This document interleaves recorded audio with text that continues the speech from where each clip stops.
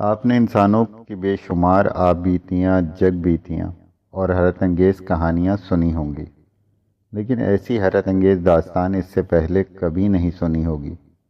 یہ ایک جن کی آب بیتی ہے جو آدم زادوں کے درمیان زندگی گزارنے کا خواہش مند تھا۔ ایک جن پر آدم زادوں کے درمیان کیا گزری؟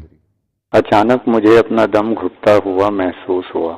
میں نے گھبرا کر اس نرگسی آنکھوں والی کی طرف دیکھا جس نے میرے ہوش و حواس اڑا رکھے تھے۔ گلاب کی پنکھڑیوں جیسے اس کے ہونٹ حرکت میں تھے۔ یقیناً وہ منہ ہی منہ میں کچھ پڑھ رہی تھی۔ معلوم نہیں اسے کیسے اپنے قریب میری موجودگی کا احساس ہو گیا تھا۔ راہ فرار اختیار کرنے کے سوا اب میرے لیے کوئی چارہ نہ تھا۔ وہ حویلی کی چھت پر تھی اور میں اب اس کے قریب سے ہٹ کر دیوار سے جا لگا تھا۔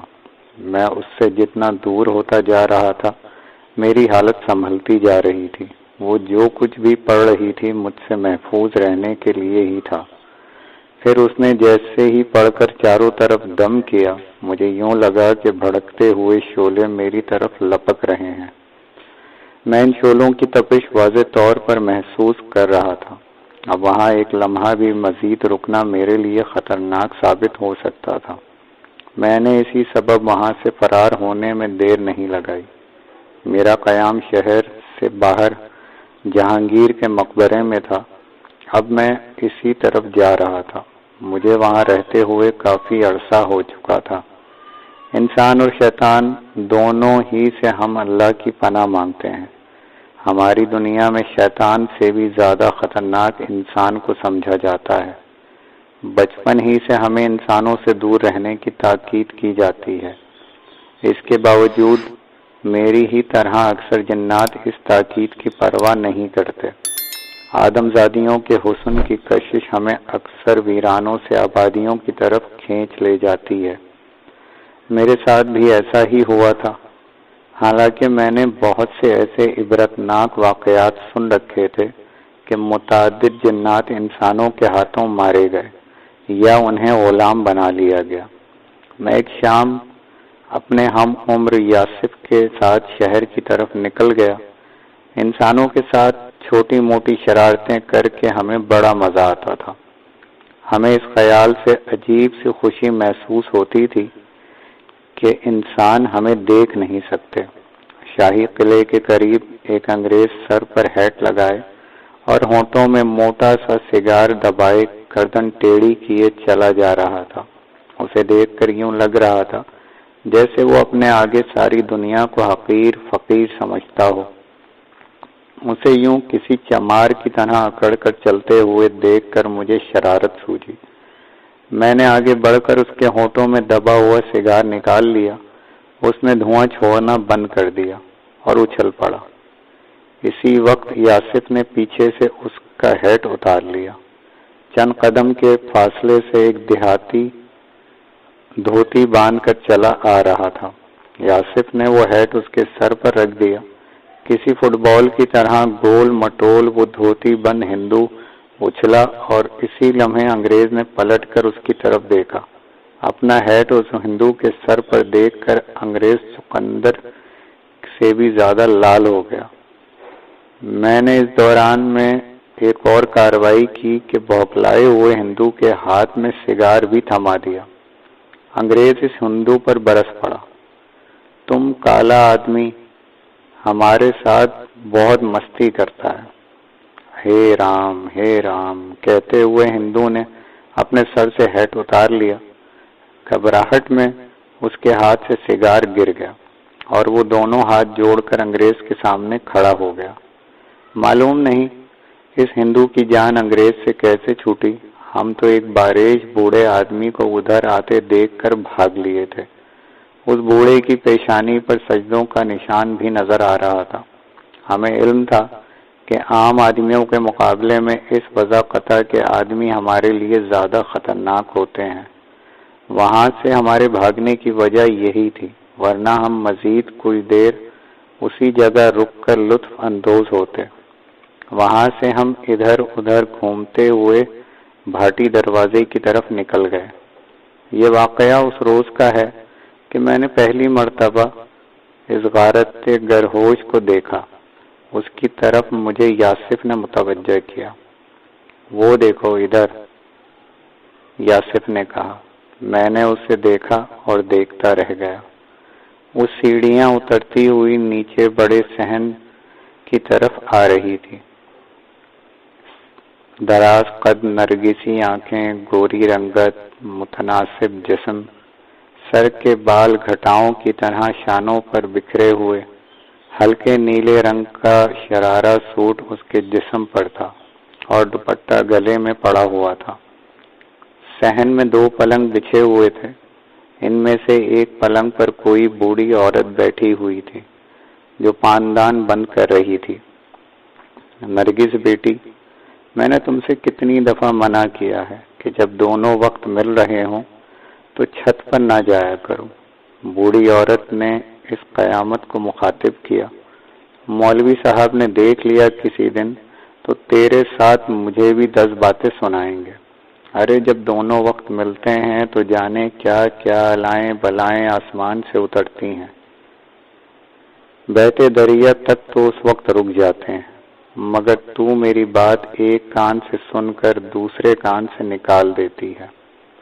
امی، میں تو بس نہا کر بال سکھانے اوپر چھت پر گئی تھی۔ وہ سیڑھیوں سے اتر کر صحن میں آ گئی۔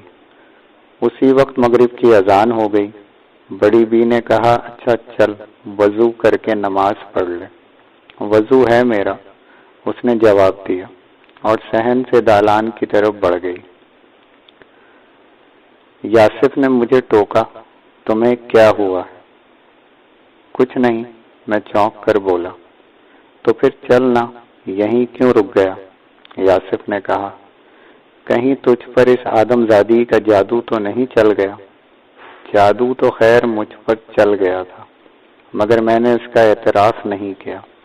اس خیال سے کہ یاسف کو کوئی شک نہ ہو، میں فوراً ہی اس کے ساتھ چل دیا۔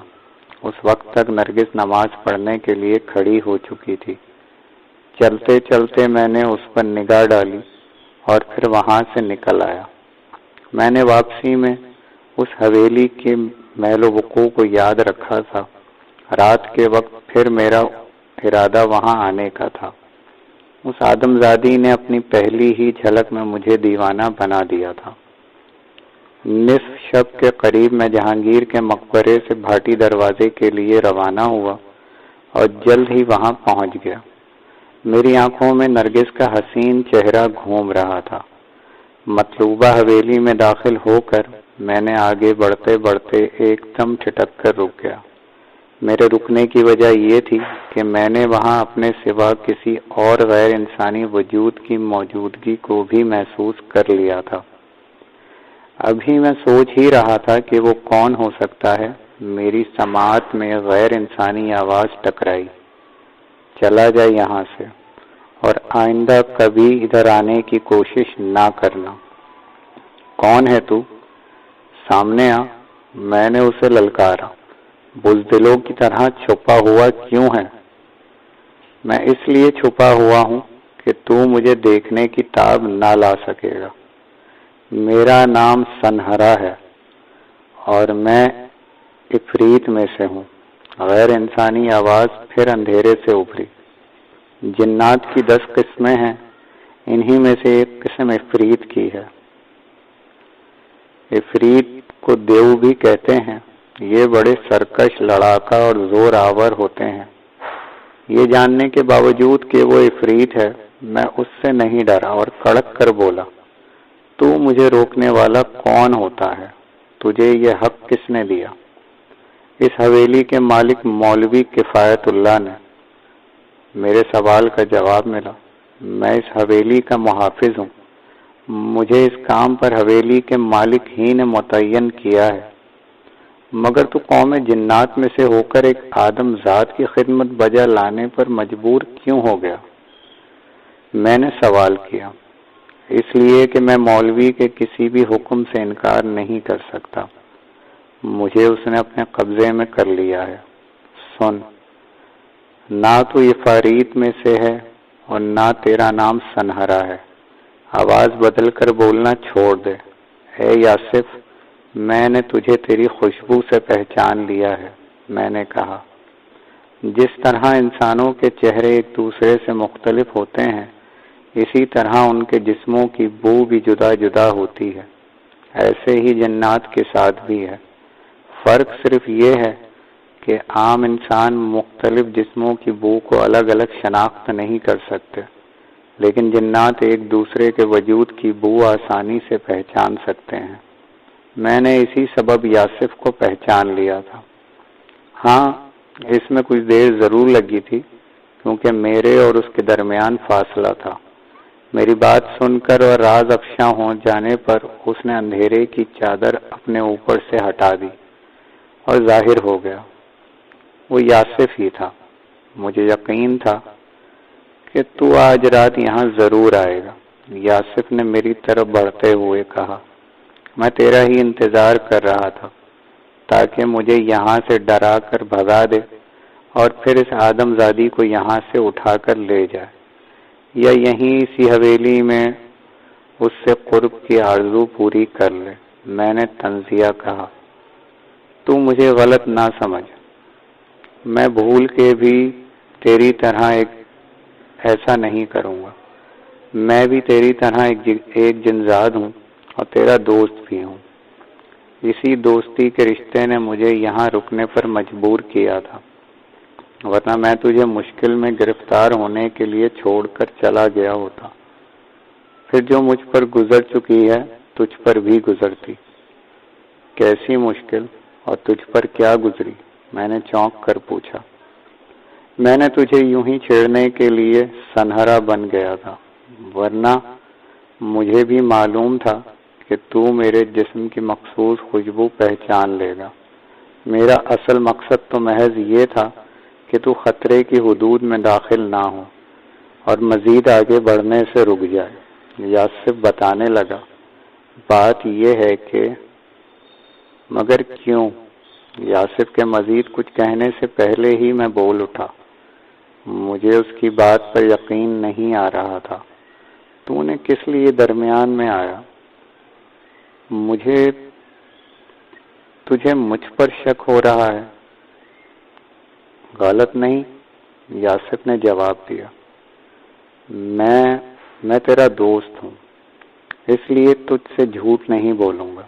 میرا ارادہ اس آدم زادی کو اٹھا کر لے جانے ہی کا تھا۔ تیرا قیاس درست تھا، وہ مجھے آج ہی شام کو پسند آ گئی تھی، یاسف نے اعتراف کیا۔ مگر تو نے تو شام کو مجھے یہ بات نہیں بتائی تھی، میں نے شکوہ کیا۔ اس پر تجھے دوستی کا دعویٰ ہے، اور تو نے بھی تو مجھے کب بتایا تھا کہ تیرا کیا ارادہ ہے؟ اس کے باوجود میں خود ہی اندازہ لگانے میں کامیاب ہو گیا کہ تجھ پر اس آدم زادی کا جادو چل گیا ہے۔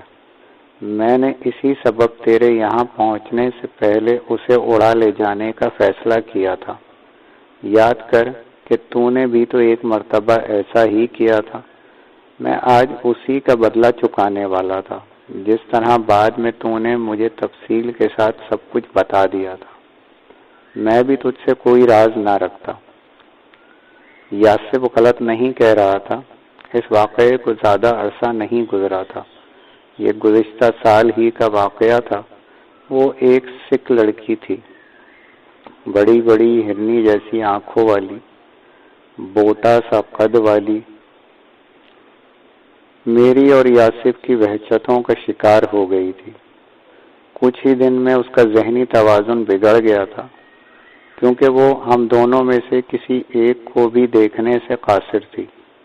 وہ ہمیں صرف محسوس کر سکتی تھی۔ ایک کنویں میں چھلانگ لگا کر اس نے جان دے دی تھی۔ یہ واقعہ میرے ذہن میں تازہ ہو گیا تو پھر میں نے یاسف سے گلہ نہیں کیا۔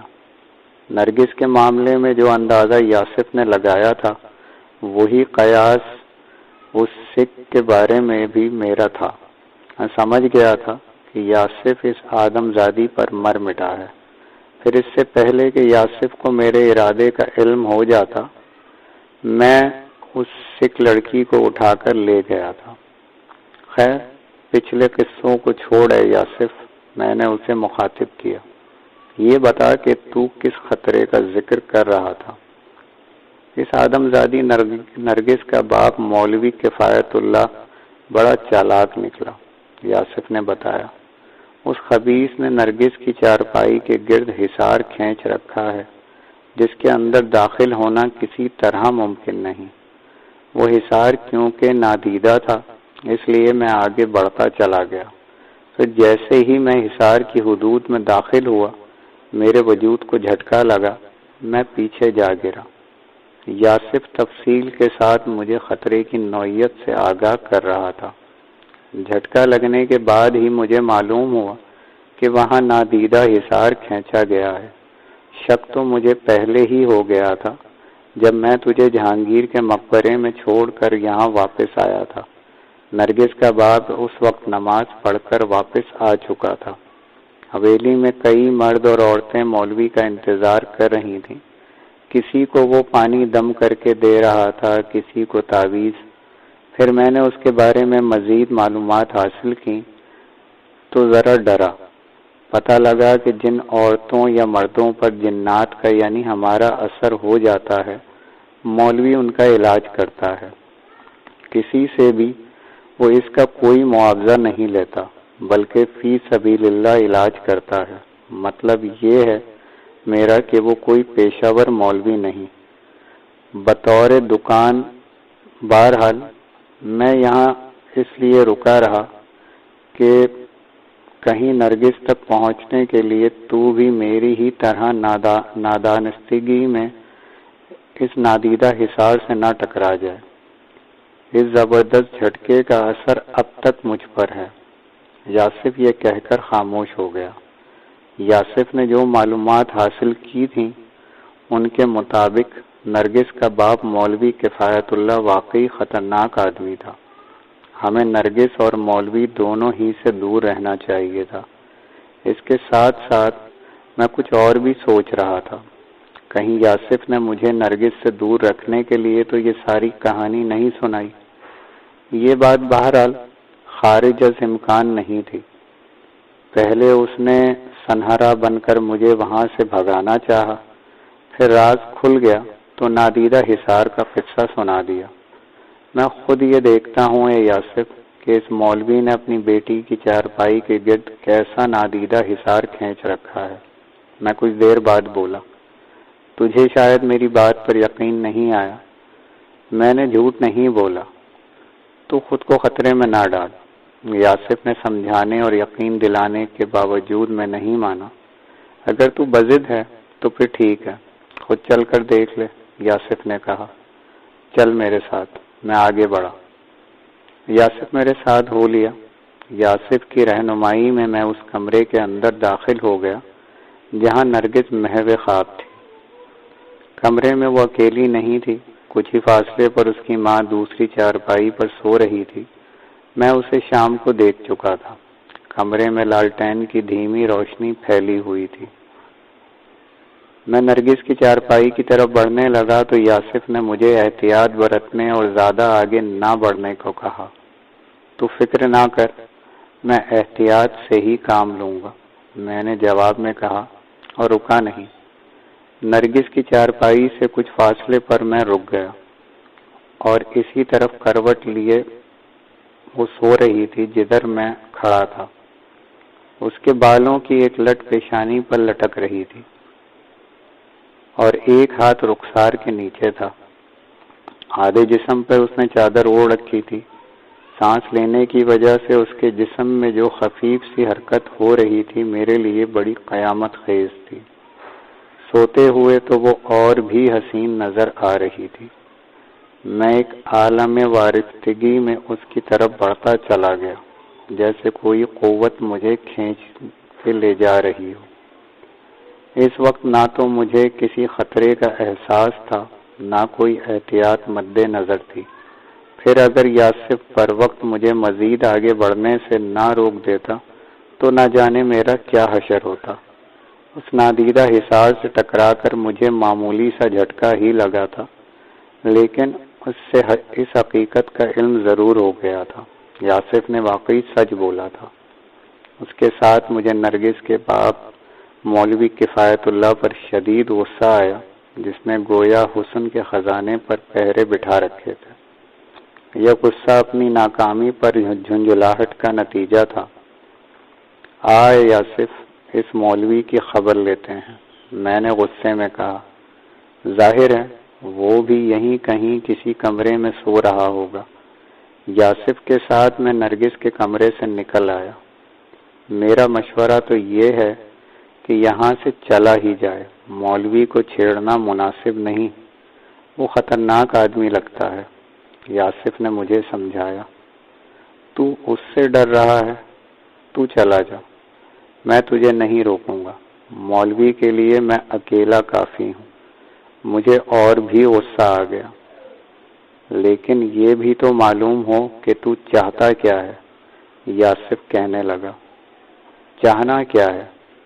چل کر اسے ختم کیے دیتے ہیں، جب وہ خبیث ہی زندہ نہیں رہے گا تو پھر اس کا کھینچا ہوا نادیدہ حصار بھی ختم ہو جائے گا، میں نے بلا جھجک کہہ دیا۔ ہاں یہ ممکن تو ہے، یاسف بڑبڑایا، لیکن شاید اسے ختم کرنا آسان نہ ہو۔ کیوں؟ میں نے سوال کیا۔ تو خود بھی تو دیکھ رہا ہے کہ وہ خود بھی تو کسی حفاظتی حصار میں ہو سکتا ہے، یاسف نے خدشے کا اظہار کیا۔ اب جو بھی ہو، میں اپنی بات پہ اڑ گیا۔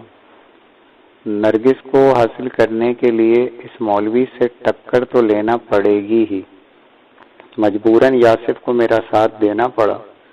اس لیے میں نے یاسف کو یہ لالچ بھی دیا کہ جس طرح سکھ لڑکی کے بعد میں یاسف کو اس کے حوالے کر گیا تھا، نرگس کو بھی اس کے لیے چھوڑ دوں گا۔ معاملہ کیونکہ ایک خطرناک آدمی سے نمٹنے کا تھا، اس لیے میں نے یاسف کو بھی اپنے ساتھ رکھنا ضروری سمجھا تھا۔ مولوی کفایت اللہ ہمیں اسی حویلی کے ایک کمرے میں بے خبر سوتا ہوا مل گیا۔ معلوم نہیں اس وقت غصے کے زیر اثر مجھے کیا سوجی کہ تیزی سے آگے بڑھ کر وہ چارپائی الٹ دی جس پر مولوی سویا ہوا تھا۔ یقیناً اس چارپائی کے گرد کوئی نادیدہ حصار قائم نہیں تھا، ورنہ میں اپنے مقصد میں کامیاب نہ ہوتا۔ فرش پر گرتے ہی مولوی کے منہ سے ہلکی سی چیخ نکل گئی۔ پھر اس سے پہلے کہ میں مولوی پر حملہ کر پاتا، خلاف توقع ایک دم اچھل کر کھڑا ہو گیا۔ اس نے بلند آواز میں یا اللہ کہا اور کچھ پڑھ کر تیزی سے کے ساتھ اپنے دائیں ہاتھ کو ایک بڑے دائرے کی صورت میں حرکت دی۔ ایسا کرتے ہوئے اس کی 3 انگلیاں بند تھیں اور شہادت کی انگلی سیدھی ہماری طرف اٹھی ہوئی تھی۔ اس کے ہونٹ ابھی تک حرکت میں تھے۔ مجھے خطرہ محسوس ہوا تو مولوی کی طرف جھپٹتے جھپٹتے رک گیا۔ یاسف کو بھی یقیناً کسی خطرے کا احساس ہو گیا تھا۔ اس کے پیچھے ہٹنے سے میں نے یہ اندازہ لگا لیا۔ پھر میں اور یاسف ایک ساتھ مڑ کر دروازے کی طرف بھاگے تھے، مگر ہمیں دیر ہو چکی تھی۔ مجھے یوں لگا جیسے کسی ٹھوس شے سے میں ٹکرا گیا ہوں۔ اس کے ساتھ ہی مجھے انتہائی سردی محسوس ہوئی، اتنی کہ میں کانپنے لگا۔ بالکل یہی حال یاسف کا بھی تھا۔ ہم دونوں ہی ایک سرخ حصار میں قید ہو چکے تھے۔ حصار کے اندر بلا کی ٹھنڈک تھی۔ مجھے یوں محسوس ہو رہا تھا جیسے میرا وجود جم کر رہ جائے گا۔ کون ہو تم؟ ایک سخت آواز کمرے میں گونجی۔ جواب دو کہ تم کس ارادے سے میری حویلی میں داخل ہوئے تھے۔ میں کانپتے ہوئے پلٹا۔ سامنے ہی کچھ فاصلے پر مولوی کفایت اللہ کھڑا تھا۔ شعلہ برساتی ہوئی اس کی سرخ آنکھیں ہم پر جمی ہوئی تھیں۔ یوں لگ رہا تھا جیسے ہمارے وجود اس کے لیے نادیدہ نہ رہے ہوں، وہ ہمیں دیکھ رہا ہو۔ مجھے یاسف کا مشورہ یاد آ رہا تھا کہ مولوی کو چھیڑنا مناسب نہیں ہے، لیکن اب کیا کر سکتے تھے؟ تیر تو کمان سے نکل چکا تھا۔ بولو، مولوی نے ہمیں پھر مخاطب کیا۔ اگر تم نے میرے سوالوں کے جواب نہ دیے تو تمہیں اسی حصار میں برف کی طرح جما دوں گا۔ پھر جب چند لمحے خاموش رہ کر دوبارہ بولا تو اس کی آواز میں قدرے نرمی آ چکی تھی۔ اگر تم نے سچ بولا اور آئندہ کے لیے کوئی شرارت نہ کرنے کا وعدہ کر لیا تو میں تمہیں آزاد کر دوں گا۔ میں نے سردی کی اذیت برداشت کرنے کے باوجود سچ بولنے پر آمادہ نہیں تھا۔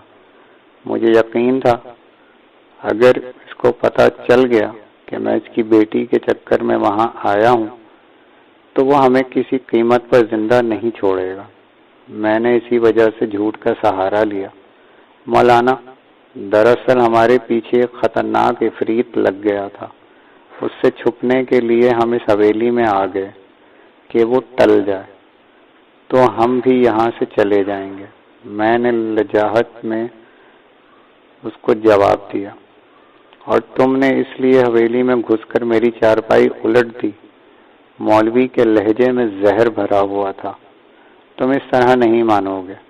اس نے پھر کچھ پڑھنا شروع کیا۔ اس کے ساتھ ہی سردی میں اور شدت آ گئی۔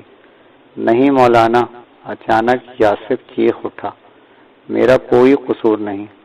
میں اپنی بے گناہی ثابت کرنے کی خاطر کہنے لگا، یقین کریں کہ میں تو صرف اس کے ساتھ تھا۔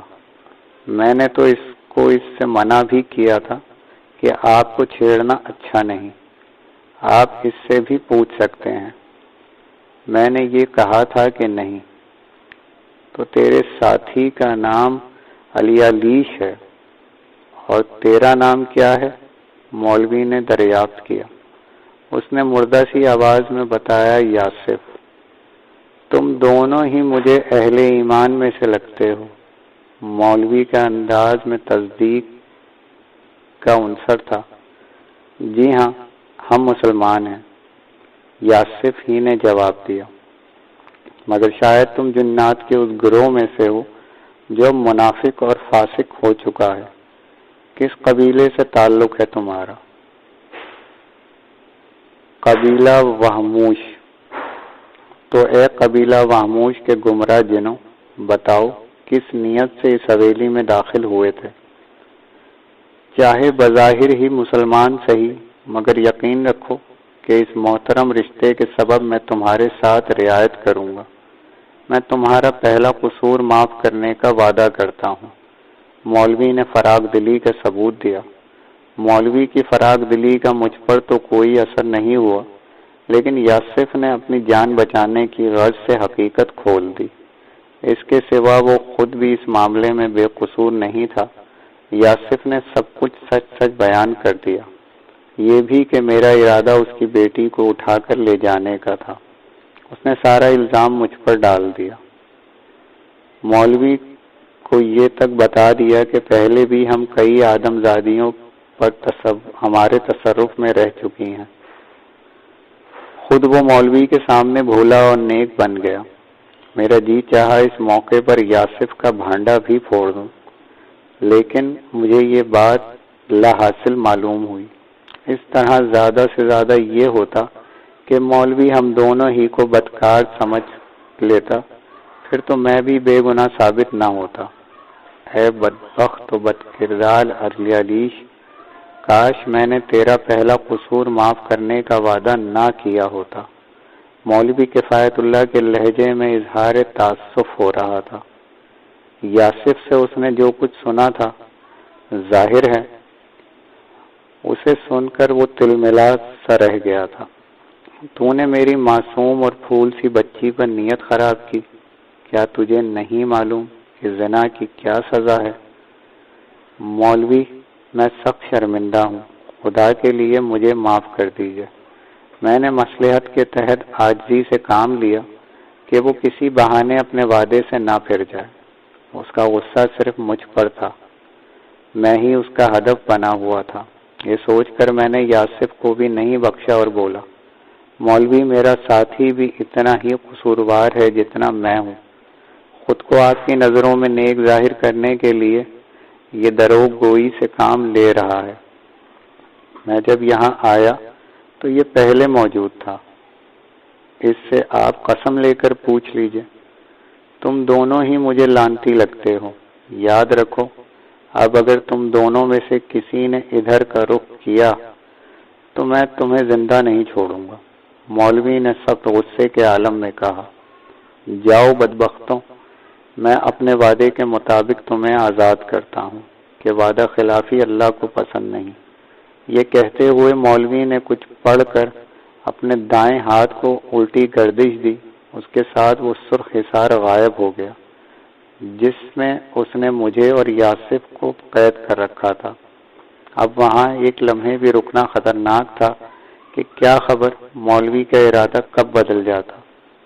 میں اور یاسف مولوی کی حویلی سے اس طرح بھاگے جیسے موت کا فرشتہ ہمارا تعاقب کر رہا ہو۔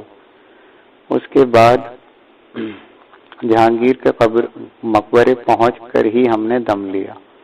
وہاں سے بچ کر نکل آنے کے باوجود مجھ پر ابھی تک خوف طاری تھا۔ یہ آدمی بھی کتنی خطرناک شے ہے۔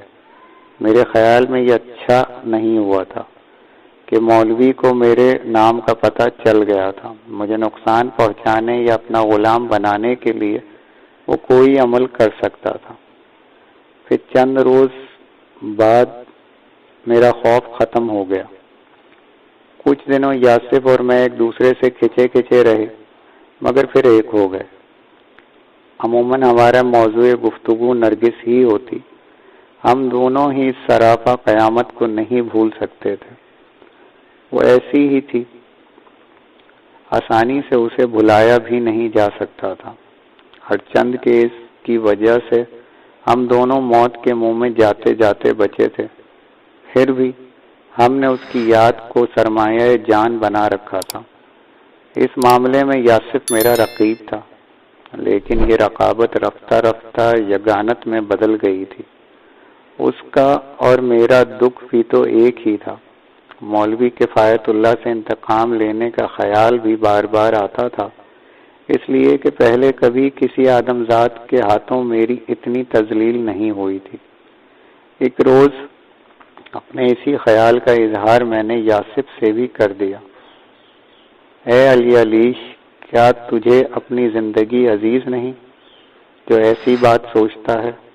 یاسف خوفزدہ آواز میں بولا۔ کیا تو بھول گیا وہ کتنا خطرناک آدمی ہے؟ ہاں مجھے معلوم ہے۔ میں نے ٹھنڈا سانس بھرا۔ اگر معلوم ہے تو پھر انتقام کو بھول جا۔ یہ ممکن ہوتا تو میں تجھ سے اس کا ذکر ہی کیوں چھیڑتا؟ اور کچھ نہیں تو ہم اسے مالی نقصان تو پہنچا ہی سکتے ہیں۔ میں کچھ سوچتے ہوئے بولا۔ وہ کیسے؟ یاسف نے پوچھا۔ اس کی دکان میں آگ لگا کر۔ میں نے پہلے سے سوچا ہوا جواب دیا۔ اسے کیا پتہ چلے گا آگ کس نے لگائی؟